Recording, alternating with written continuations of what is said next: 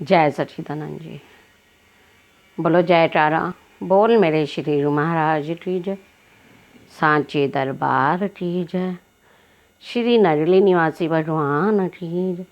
श्री परमहंस दयालु महाराज की जय। प्रेमियों, मेरे पास न दादाजी जी के कुछ वचन मिलते हैं, मैं वो आपको सुना रही हूँ। एक बार दादाजी जी के पास साल संगत आई भी थी। साल संगतन में एक जिज्ञासु ऐसे थे कि उन्होंने महाप्रभु से विनय की कि भक्ति और शरणागति में क्या अंतर है।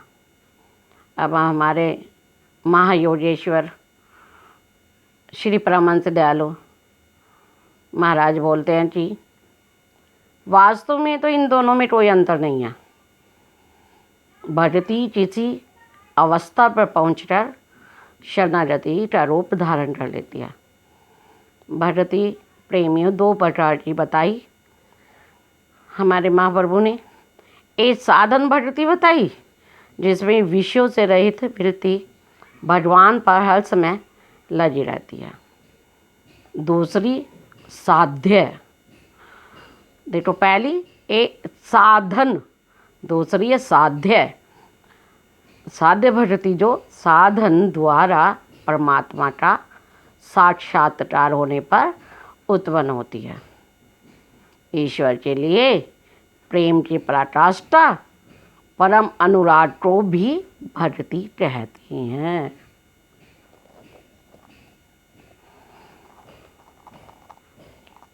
श्रवणं कीर्तन विष्णु सिमरणं पादसेवन अर्चनं वन्दनं दास्य सख्यमातं निवेदनम्। आज महाप्रभु बोलते हैं कि नवा आत्म निवेदन है। भक्त की इच्छा भगवान की इच्छा में लीन हो जाती है, उसे आत्म निवेदन कहते हैं। आज महाप्रभु बताते हैं कि आत्म निवेदन में भक्त को बाधा आती है और वो बाधक जो है कामना और अहंकार। तो महाप्रभु बता रहे हैं कि जब हम आत्म निवेदन करते हैं, आत्म निवेदन में हमारे दो गुण ऐसे होते हैं, जो है एक कामना और दूसरा अहंकार। आत्म निवेदन संपूर्ण भाव से होना चाहिए। भक्त कुछ भावनाओं को अपनी तृप्ति के लिए बिता के रखता है प्रेमियों, तो वो पूर्ण समर्पण नहीं होता। इसलिए श्री कृष्ण महाराज ने, महाप्रभु ने हमें बताया, अर्जुन को उपदेश देते हुए बताया कि सारे धर्मों को छोड़कर मेरी शरण में आ जा, मैं तुझे सारे पापों से छुड़ा दूंगा।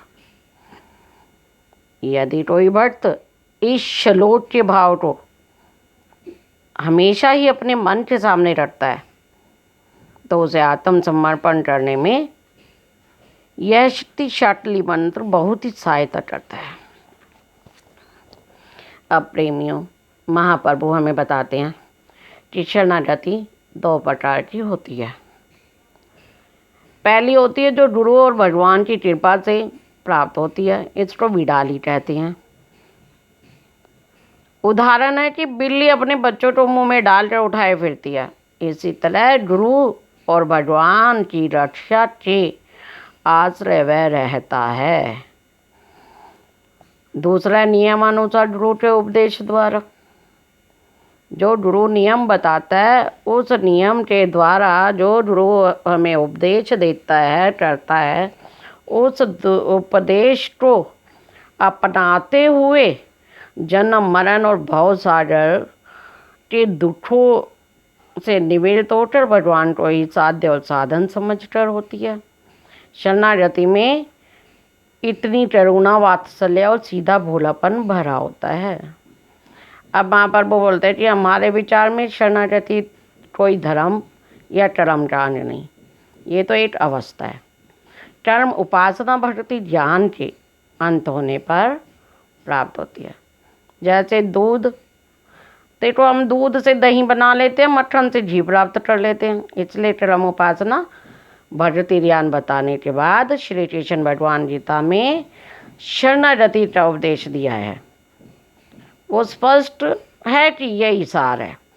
शरणागत के मन वाणी बुद्धि सबको चलाने वाली पथ प्रदर्शक और रक्षक कोई और ही शक्ति प्रतीत होती है प्रेमियों। यदि देश काल स्मृति के भेद से किसी काम की याद भूल जाए तो कोई शक्ति उसे याद दिला देती है। कई दफ़ा आप लोगों ने सोचा होगा ना, कुछ घर में कार्य करते हुए और जाने के चक्कर में वो अधूरा छोड़ देते हैं, तो आपको वो प्रेरणा मिलती है और फिर उस काम के लिए आप तुरंत जाकर संभालते हैं। कोई काम बिगड़ने वाला होता है तो वो शक्ति स्वयं उसे सुधार देती है। यदि किसी कर्म फल से धर्म की भावना हो जाए तो शक्ति, छुपी हुई शक्ति अपने आप ही उस कर्म क्रिया को बदल देती है और अधर्म के स्थान पर धर्म हो जाता है। सारांश ये कि शरणागत को किसी बात के लिए सोचना, विचारना, चिंता करने की जरूरत नहीं रहती है। शरीर, मन, बुद्धि आदि इस तरह चलती हैं जैसे बिजली की शक्ति से हम अपने घरों में लाइट जला लेते हैं, फ्रिज चालू रखते हैं, स्वचालित टीवी देखते हैं।